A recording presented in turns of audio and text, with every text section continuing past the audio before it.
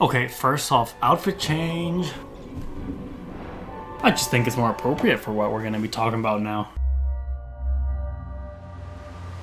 And there we are. Let's go. So what was that we just saw? We'll get into that. Down we go. Look at this, dude. So, Abzu, where does it come from? Abzu, or Apsu, is a figure in Mesopotamian mythology. Ancient mythology, bro. The story Apsu is from is called the Enuma Elish. Yeah, I think that's the pronunciation. But it's not the oldest story. I think that one is the Epic of Gilgamesh. But the Enuma Elish is pretty up there, dude. Hey guys. Oh, look at these ones. So cool. Hey friends, how you doing? But by the way, the Epic of Gilgamesh, bro, I love it.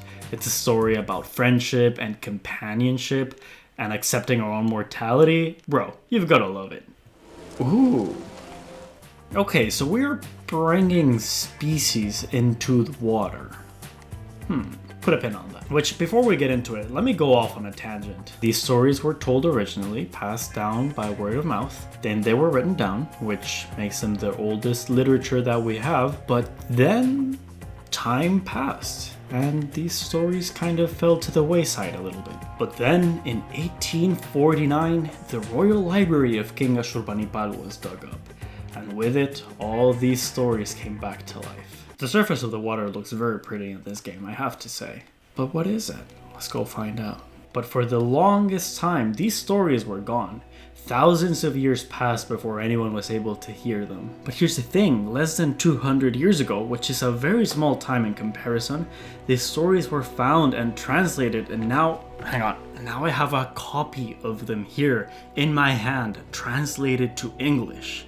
The oldest story that exists. Most people that have ever lived did not have access to this. Gosh, we're so lucky to be alive right now, aren't we? Anyway, let's get back on topic. What is this thing? Whoa. Wow. What is this place? Alright, where is this gonna take us then?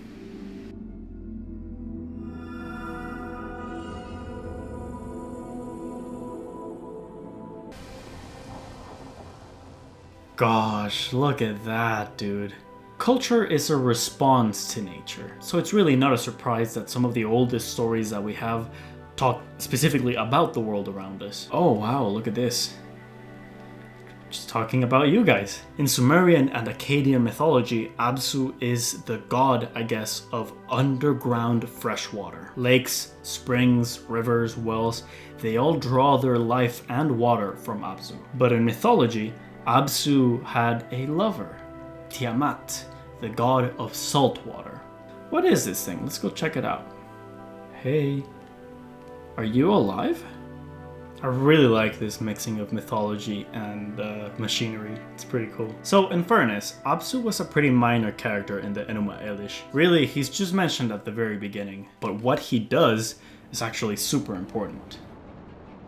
When skies above were not yet named, nor earth below pronounced by name, Apsu, the first one, their begetter, and maker Tiamat, who bore them all, had mixed their waters together, but had not formed pastures, nor discovered reed beds. When yet no gods were manifest, nor names pronounced, nor destinies decreed, then gods were born within them. Ramu and Lahamu emerged, their names pronounced. As soon as they matured, were fully formed, Ansha and Kisha were born, surpassing them. They passed the days at length, they added to the years. Anu, their firstborn son, rivaled his forefathers. Mightier by far than Ansha, his father's begetter, he had no rival among the gods, his peers. The gods of that generation would meet together and disturb Tiamat, and their clamour reverberated. They stirred up Tiamat's belly. They were annoying her by playing inside Andaruna. Apsu could not quell their noise, and Tiamat became mute before them. However grievous their behaviour to her, however bad their ways, she would indulge them. Finally, Apsu, begetter of the great gods, called out and addressed his vizier, Mumu. "O Mumu, vizier who pleases me, come, let us go to Tiamat." They went and sat in front of Tiamat, and discussed affairs concerning the gods their sons. Apsu made his voice heard, and spoke to Tiamat in a loud voice. Their ways have become very grievous to me. By day I cannot rest, by night I cannot sleep. I shall abolish their ways and disperse them. Let peace prevail so that we can sleep. When Tiamat heard this, she was furious and shouted at her lover. She shouted dreadfully and was beside herself with rage.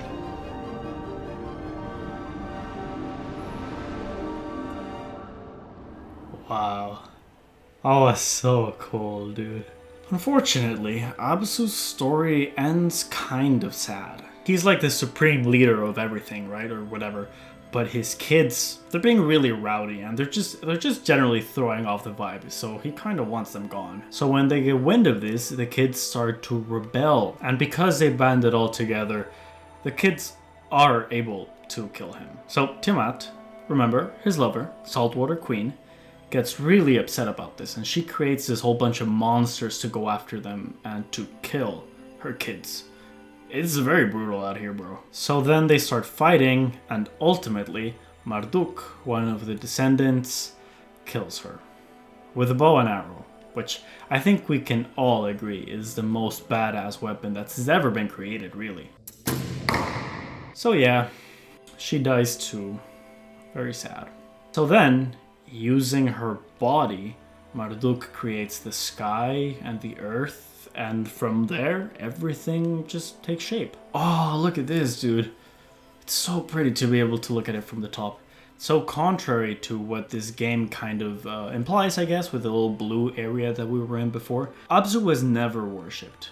At least not that we know of. No temple has ever been found, at least so far. Which kind of makes sense when you think about his story. So Abzu was seen more as a passive figure in the pantheon, but his involvement in the world is in the past, and the gods that people would pray to were different.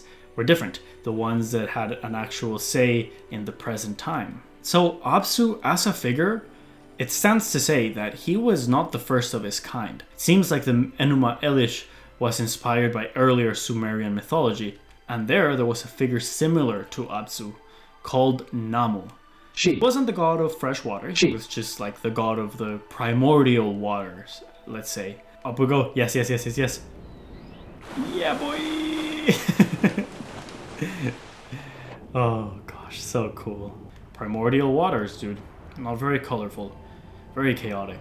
But while Namu was there before anyone else, she wasn't really the creator of life. Another parallel is that his descendants would be the creators of everything, where Namu was just there at the beginning. And in another similar story, in Egyptian mythology, Nu is the god of primordial, chaotic water, and he could not find control. He was all over the place.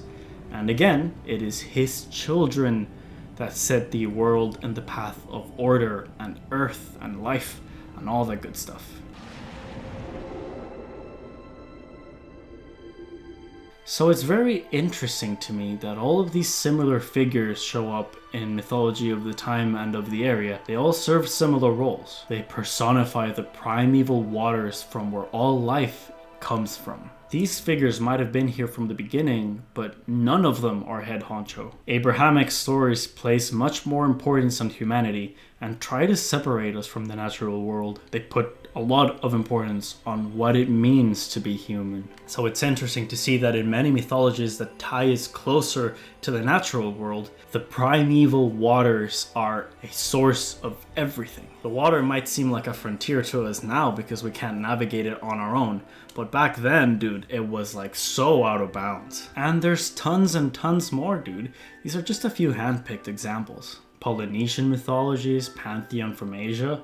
Bro, I know next to nothing about them, but I bet there are similar stories there. If you know them, please let me know. I want to hear. Alright, let's explore this little temple thing for a minute. Oh, look at that turtle. So cool.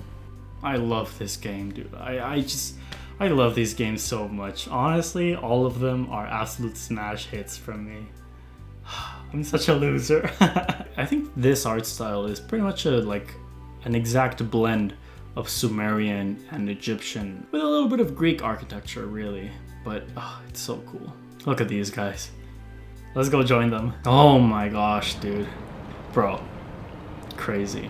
Alright, so this seems a good a point as any to kind of take a breath and stop and think for a little bit. What did we learn today? Life to this day is full of mysteries. Thousands of humans have put in the effort and the hours and the time and everything, the blood, sweat and tears, whatever, to make sense of it. And while their efforts are invaluable today, there's still much to find out. Dude, humanity is a work in progress, which is where you fit in. I really recommend that you play these games, dude. They're all so good. Bye. See you next time.